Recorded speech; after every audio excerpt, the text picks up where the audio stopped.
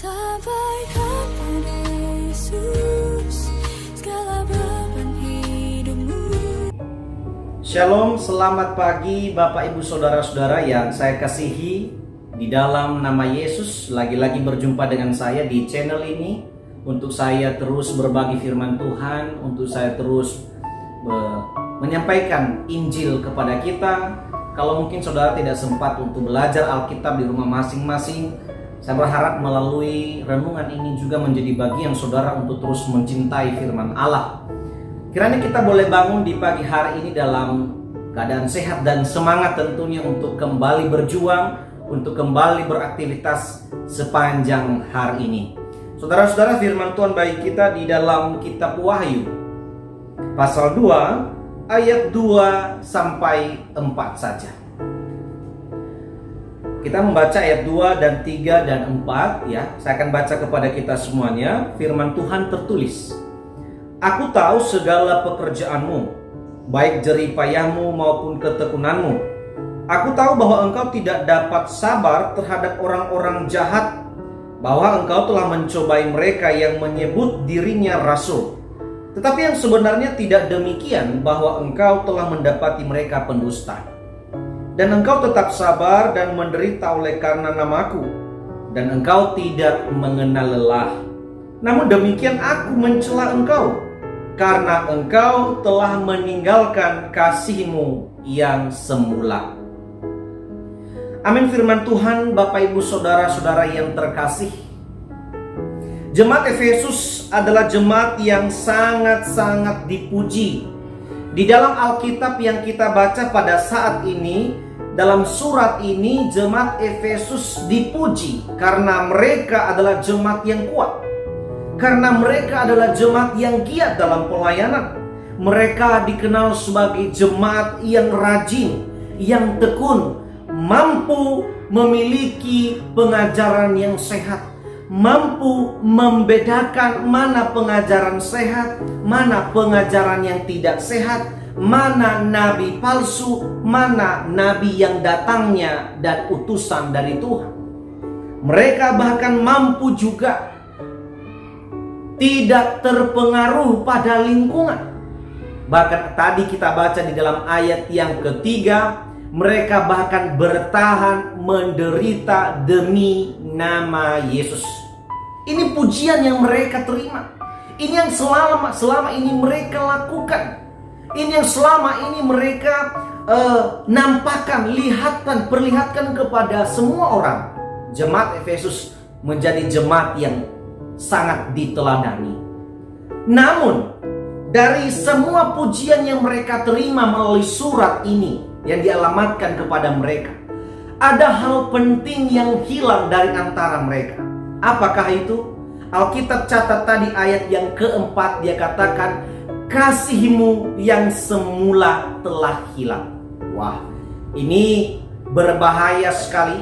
Bagaimana mungkin orang berbuat baik, orang yang setia kepada Allah, hilang kasih mereka? Bagaimana mungkin orang yang rajin pelayanan, kuat pelayanan, surat ini dialamatkan dan mencela mereka bahwa kasih mereka telah hilang. Kasih yang semula mereka tidak ada. Bahkan Alkitab berkata di ayat 5-6 dikatakan, "Bertobatlah." Ini kalimat yang mencela, yang mengingatkan peringatan kepada jemaat Efesus.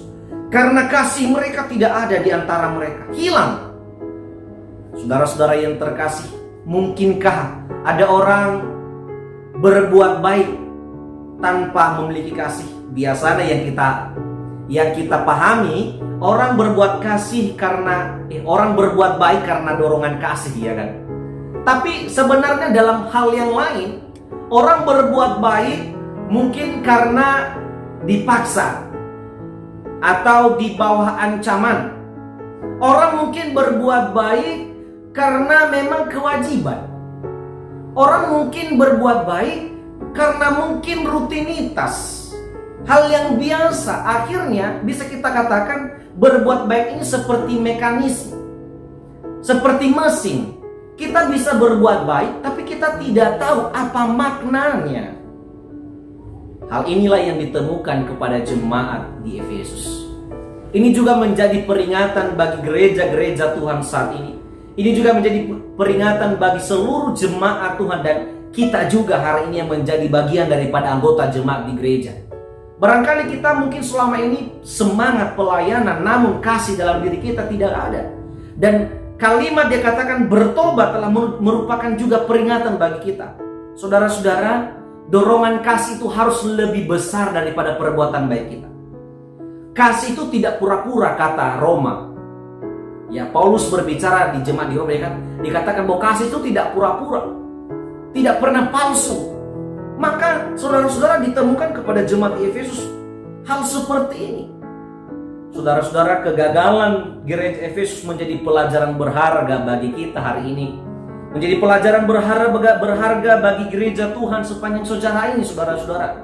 Karena itu, mari di pagi hari ini untuk kita jauhkan diri kita dari hal-hal yang utama.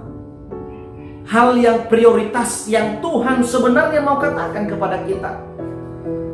Mari jangan kita membiarkan kasih itu akhirnya tidak menjadi darah daging kita lagi. Mari gali ulang kasih dalam diri kita. Mari kita mengasihi lagi sedemikian rupa.